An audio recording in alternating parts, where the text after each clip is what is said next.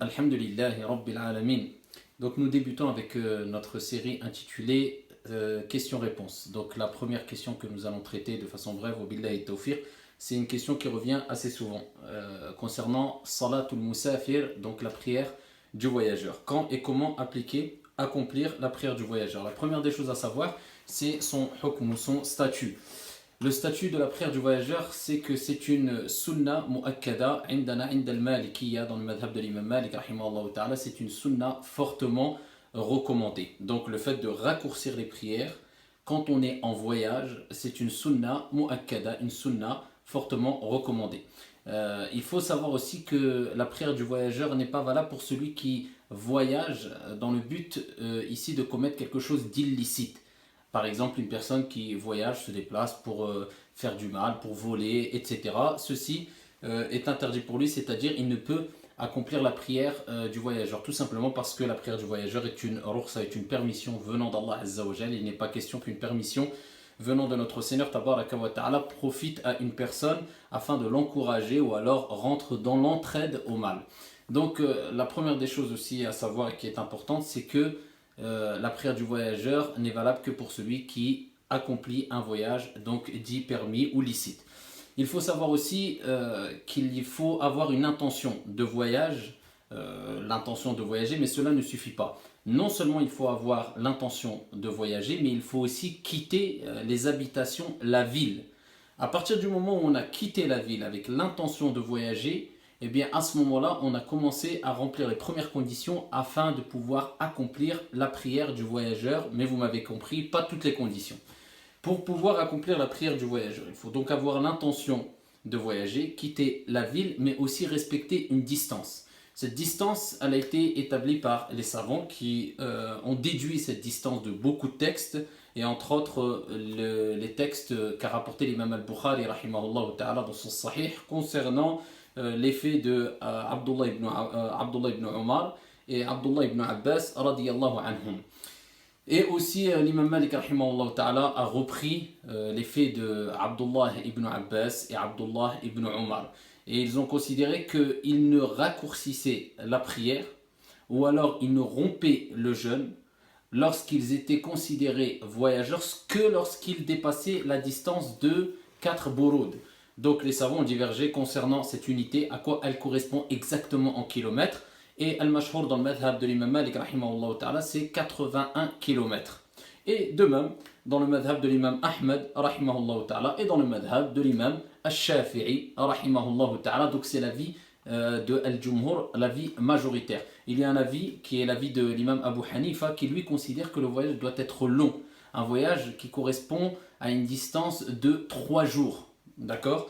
Donc, Ind al-Jumhur, c'est 81 kilomètres. Donc, on quitte les habitations, la ville, avec l'intention de voyager. Et si en plus de cela, on a dépassé les 81 kilomètres, donc à ce moment-là, il n'y a aucun doute qu'on peut accomplir la prière du voyageur. Concernant la période, donc la période quand on est arrivé à destination, pendant combien de temps on peut réduire la prière?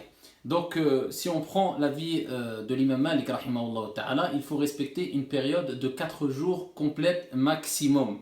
Si on a accompli, on est resté 4 jours dans l'endroit qu'on voulait atteindre, donc ici 4 jours complets, à ce moment-là, on ne peut plus accomplir la prière du voyageur, mais on est considéré comme résident. En dessous de cela, on a le droit d'accomplir la prière du voyageur. On va donner un exemple. J'arrive à destination le samedi. Ici, j'arrive à destination le samedi.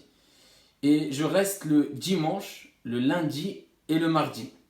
Et je repars le mercredi. Donc là, on a compté en tout 5 jours. Donc est-ce que je peux faire la prière du voyageur? Oui. Pourquoi? Parce qu'on ne compte pas le jour d'arrivée et on ne compte pas le jour de retour. Donc ici on a passé 3 jours.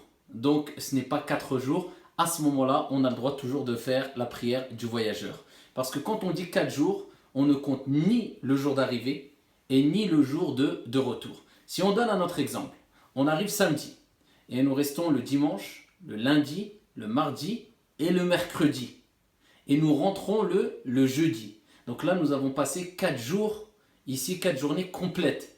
Donc à ce moment-là, passé les 4 journées complètes, nous n'avons plus le droit de faire la prière du voyageur. Et ça, c'est l'avis de l'imam Malik, rahimahullah ta'ala.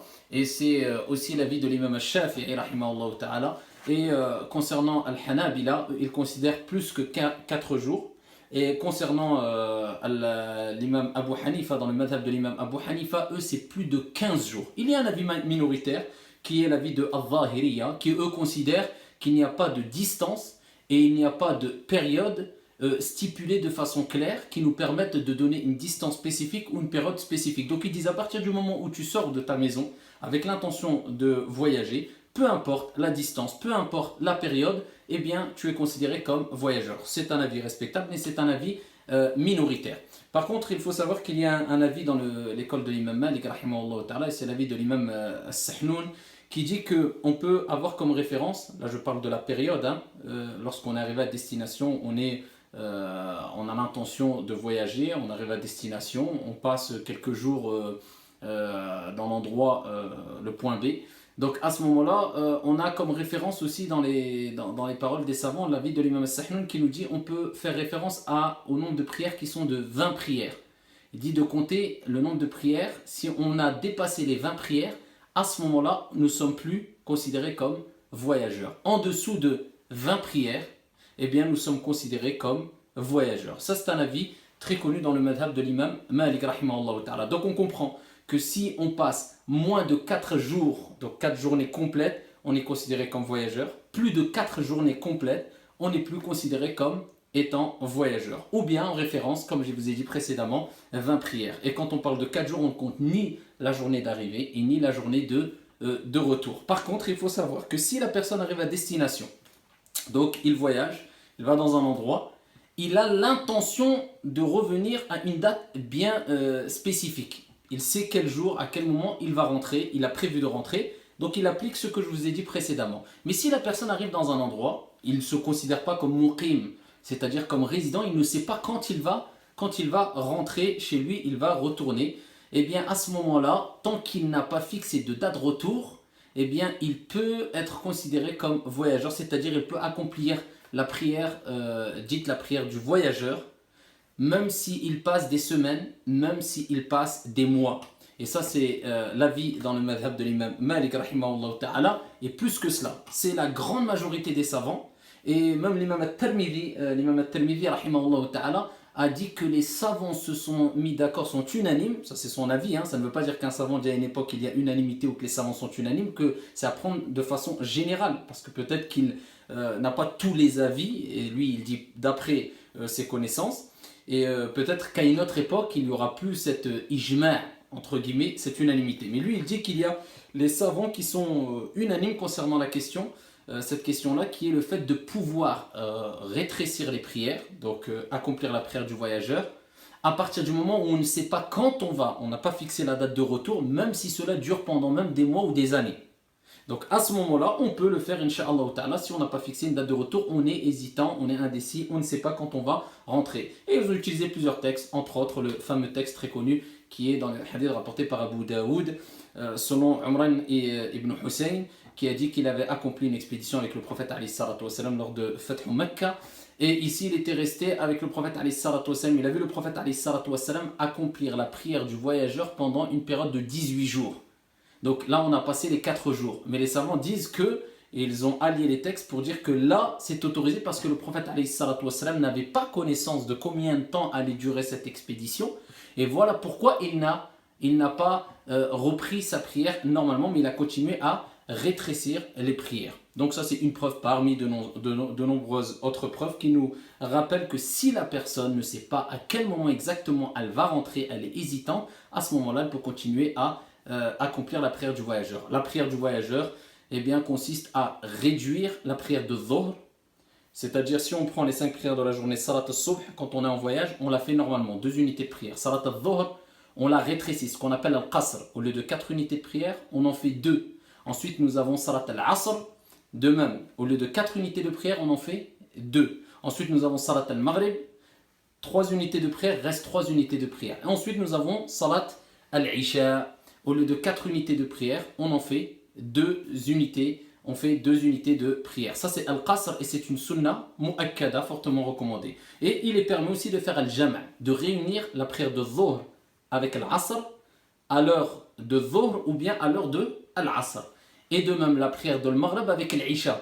On a le droit de réunir al-maghrib avec al-isha en voyage, soit à l'heure de al-maghrib, donc soit dans son premier temps, soit à l'heure de salat al-isha. Voilà de façon bref, Inch'Allah Ta'ala, quelques indications concernant cette question qui se répète, quand et comment accomplir la prière du voyageur. Donc on se retrouve à une prochaine vidéo, Inch'Allah Ta'ala, pour traiter une prochaine question. Wa billahi tawfiq, wallahu a'lam, wassalamu alaikum.